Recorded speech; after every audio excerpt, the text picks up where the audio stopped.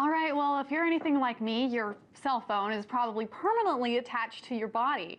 Smartphones are the new personal assistant. You can keep track of your busy schedule, surf the web, check email, record important events, and oh yeah, make phone calls too. Now, for most Americans, cell phones are essentially part of their body. You can choose your cell phone carrier, and you can also choose your cell phone itself. But sometimes the cell phone is not supported by the company that you have your service with. And in that case, some people have actually turned to jailbreaking their phones. Now, jailbreaking is the process of hacking into an operating system of a phone and unlocking it so that the phone can be used by any carriers. So a Verizon iPhone could be used by a T-Mobile customer, even though T-Mobile doesn't carry it. However, a new version of the Digital Millennium Copyright Act makes that illegal. So even though you own your cell phone, you cannot, in fact, do whatever it is you want with it. And violators could face 5 years in prison and up to $500,000 in fees if they are caught. For more, Derek Khanna joins me now. He's a visiting fellow at the Yale Law Information Society Project. Derek, thank you so much for joining me. Thanks for having me on. Break this down for me. How is this illegal? Sure.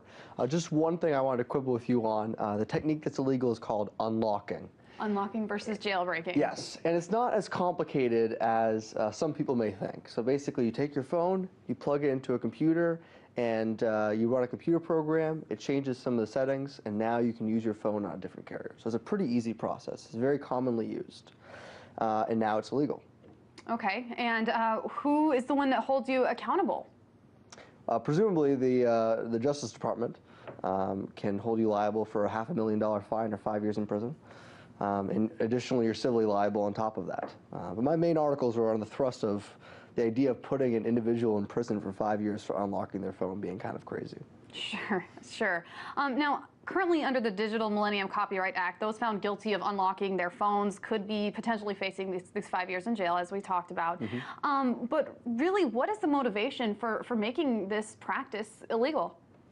It really is the result of shoddy lawmaking. A law from 1998, the Digital Millennium Copyright Act, that regulates all copyright in the United States, but was created before modern media. It was created before the Kindle and the iPod and the e-book. And as a result, it actually makes a large amount of modern technologies illegal. And it's up to the Librarian of Congress to provide exceptions to keep these technologies lawful. And the Librarian of Congress decided that this exception was no longer necessary, on the advice of AT&T and Verizon, who, of course, were arguing that it was not necessary.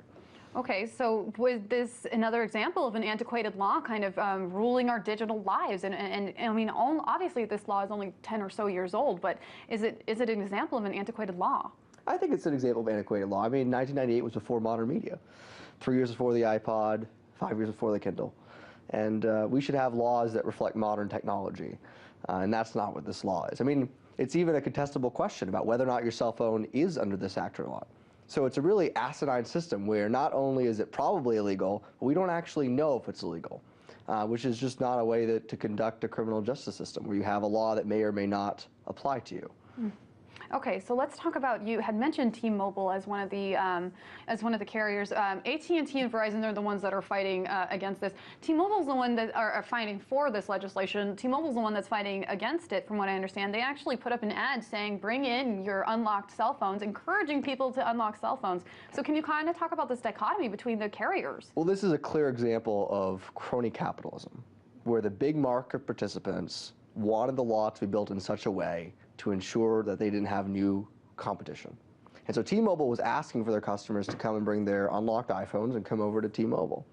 Now, T-Mobile didn't actually file against this decision. They were kind of quiet on it. But they were advertising for their customers to unlock their phones until the technique became illegal, and then they shut that campaign down. So it's a clear example of where one market participant actually likes this existing technique. And then the small wireless providers, they actually fought it to the Librarian of Congress. They filed against this decision. And they argued that this would destroy small businesses, and they were correct. And we know that T-Mobile obviously doesn't offer some of the services such as the iPhone, so perhaps this is their way to kind of skirt around not having to pay the iPhone for their services, but also having it. But let's talk about the petition that you and others started on We the People. So what are you exactly trying to accomplish, and how are you going to get it done, more importantly? Oh, we already got it done. So what had happened is we created this petition on the We the People website, which until last month were only required 25,000 signatures, and they upped it to 100,000 signatures. Well, we beat that. We beat it with time to spare. We're at 110,000 signatures, and on Saturday it was turned over to the White House. So now the ball's in his court.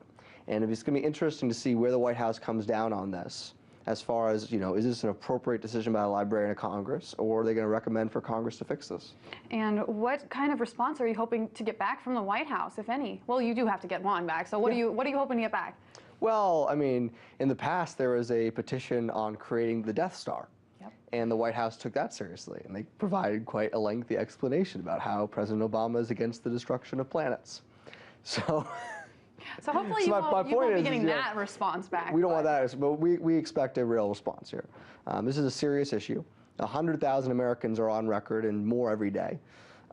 This is an issue that affects tens of thousands of our service members. When our service members are deployed over to Afghanistan or even to other countries, they have to unlock their phones. There isn't AT&T in Afghanistan.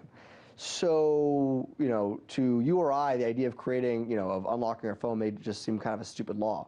But to our service members, the idea of committing a felony is actually a pretty serious thought process. Okay, and finally, we have just about a minute left, but you had mentioned that you have to go to the Library of Congress. Why the Library of Congress, of all places? That's how they constructed the law in 1998. The Librarian of Congress has the final word. All right, Derek Khanna, a very interesting conversation, something we are going to be following up on in coming days, and hopefully we'll have you back on the program. Derek Khanna, thank you so much for joining us.